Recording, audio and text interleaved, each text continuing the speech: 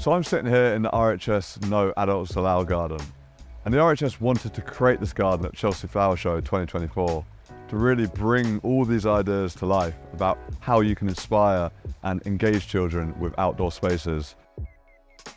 I think the key thing here that's been a wonderful surprise to me is just how atmospheric the change in levels feels.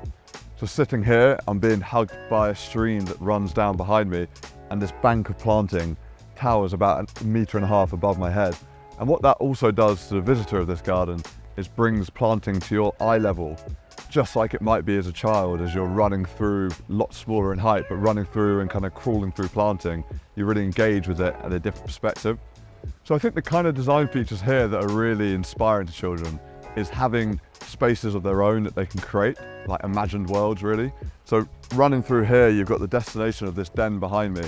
And you might be thinking, you know, I can't recreate this sort of rather wacky and huge den in my own home.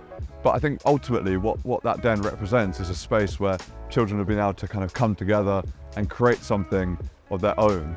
You know, it's that ownership and giving them freedom and creativity. So I think the other thing in this garden is large sculptural clay wall that runs through the space. And this is made by the artist Finbar Ward, having done a workshop with the co-designers at Sulivan Primary School. And what we did at that school workshop was find loads of loved objects in amongst their wild garden. So whether that's pine cones or branches, or even they found slippers.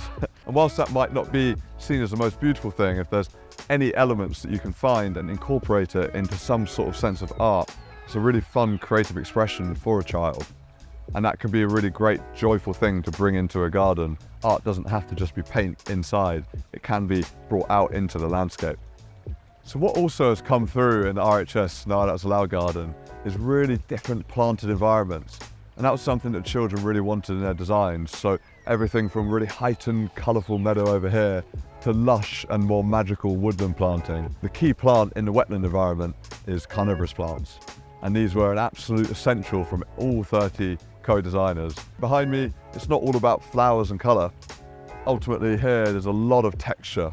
And I think things like ferns are just such sort of sensory plants, really tactile.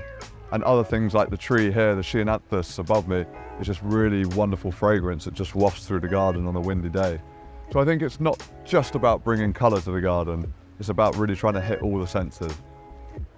My hope for the RHS No Adults Allowed garden is that it provides some inspiration points that you can take home to your own garden and get your children and grandchildren out and engaging with the natural world around them.